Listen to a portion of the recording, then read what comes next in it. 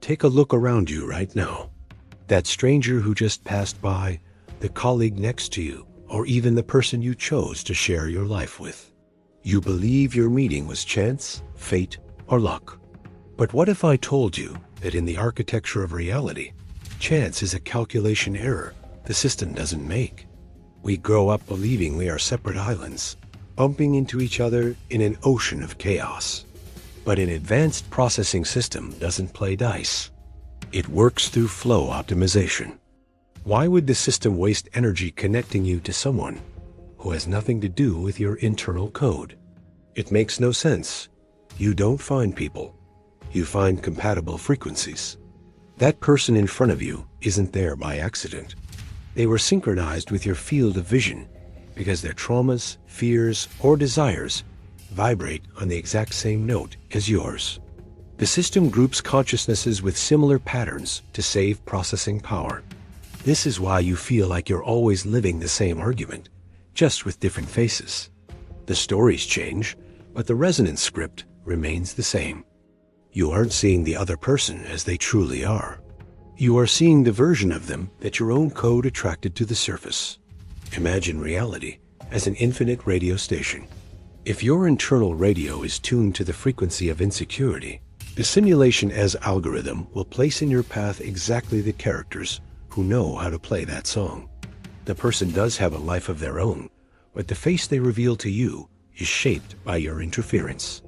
You are the observer who collapses the wave function of the other's behavior. The Matrix's greatest trick was convincing us that the problem is out there. We spend our lives trying to fix the reflection in the mirror, fighting the projection, without noticing that we are the ones holding the projector. When you clear a thought pattern or heal an old wound, your frequency changes. And that is when the social glitch happens. Suddenly, the people around you lose synchronization. Some drift away for no reason. Others change their behavior overnight. They didn't change. Your radio simply stopped picking up that station. Other people are your most honest mirrors and your most precise trackers. They show you, in real time, where your code is shining and where it is failing. The world is not a place full of strangers. It is a resonance map where every encounter is a reminder. What you see in the other is merely the echo of what you carry inside. If you've finally realized that the people in your life are geographic coordinates of your own internal state, your awakening has taken a leap. Follow the channel and hit the bell. Let's learn how to hack your magnetism.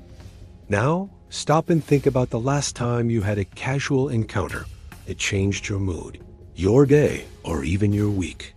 Maybe a stranger said exactly what you needed to hear, or someone got under your skin in a way you can't explain. You call it fate.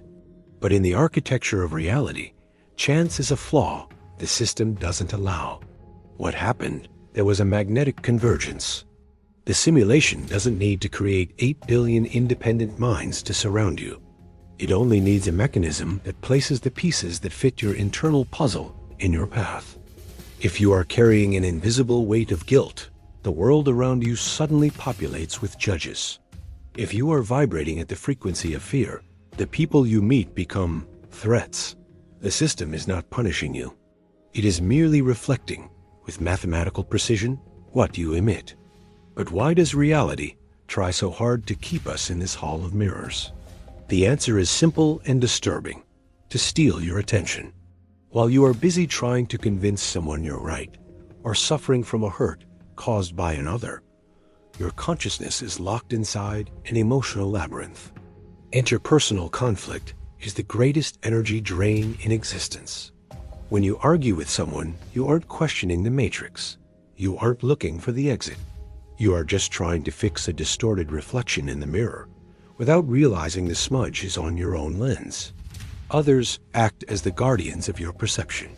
They form a noise barrier that prevents you from hearing the silence of the system. Have you noticed how the people around you seem to get louder or more problematic exactly when you decide to change your life or seek your awakening? It's not a coincidence. It is the system reacting to your attempt to step out of the script. It increases negative resonance and sends characters with urgent traumas just to pull your attention back to the shallow level of survival. The social pressure you feel, the fear of judgment, the desire to belong, is the system as gravity trying to keep you in the orbit of the common pattern. The world wants you to remain a piece that fits perfectly into someone else's puzzle. The moment you decide to change your shape, the entire system trembles because a piece that doesn't fit threatens the stability of the entire image. But here lies the secret they don't tee you on to find out. If the people around you are echoes of your frequency, you hold absolute control over the human mass that surrounds you. You don't need to scream at the world for it to change. You need to silence what, inside you, is screaming for that type of experience. When you heal an old wound or release a trauma, the people who vibrated at that note simply lose the signal. They vanish from your life as if they were never there, or change their behavior overnight without explanation. Have you ever had the experience of meeting a childhood friend and feeling like they are a complete stranger? That there is no longer any chemistry or connection? What happened was that your lines of code drifted so far apart that the resonance ended. You now inhabit different servers, even while standing in the same room. The GPS of reality simply can no longer find a route that connects you. Reality is an ocean of signals, and you are the tuner. The system wants you to feel like a victim of difficult people and unfair situations. But the truth is that every person who crosses your path is a messenger bringing a report on your internal state.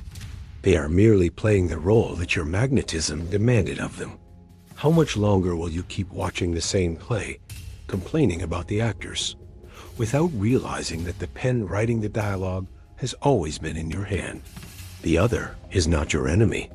The other is the compass pointing to where you are still a prisoner of yourself. If you've made it this far, the glass of your aquarium has already begun to crack. From now on, you can no longer look at an argument, a compliment, or a sideways glance in the street without seeing the mechanism behind it. You've then realized that your social life was actually a control panel for your own internal state. The system doesn't fear you arguing with others. It fears you stopping your reaction to them. To break the cycle of mirroring, you must practice emotional unpredictability.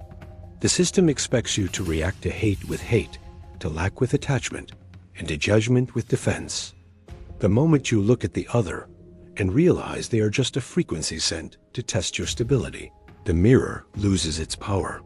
You stop being a pawn on someone else's board and start dictating the rules of your own rendering. Feel the resistance. The instant you decide not to bite the emotional bait of a conflict, the simulation will try to turn up the volume. The character in front of you might get more aggressive or more dramatic, desperately trying to extract a reaction from you to pull you back into the script. But now you know the secret. If you don't offer resonance, the projection collapses. Without your energy, the drama has nowhere to stand. You are, quite literally, cutting off the data supply to that projection. Freedom begins when you accept that solitude in the simulation is not a punishment, but your natural state of divinity. You are the only consciousness you can prove exists. Everything else is feedback. When you stop trying to fix others and start observing what in them affects you, you reclaim the keys to your own server. You stop being a victim of the environment and become the architect of the frequency. This secret is the key to your sovereignty. From this day forward, you will never again be a victim of circumstance. If you've decided you will no longer fight reflections, subscribe and join the channel. We are hacking the system's magnetism. And to seal your awakening and show the algorithm that you are now the programmer, I want you to leave a trace below. Write in the comments, "I am the projector, not the projection." I will be watching each of these activations. By commenting, you are informing the system that your code no longer accepts automatic scripts. Look around one last time. The walls, the people, the noises. What once seemed like a solid and hostile world now reveals itself as what it has always been. A stage waiting for your command. Do not fear the solitude this truth brings. This solitude is the space necessary for your freedom. You are not alone. You are finally present. The time of shadows is over. The other is not your limit. The other is your reminder that you are infinite. The mirror is broken. The theater is empty. The pen is in your hand. What will you write at the next encounter? Wake up.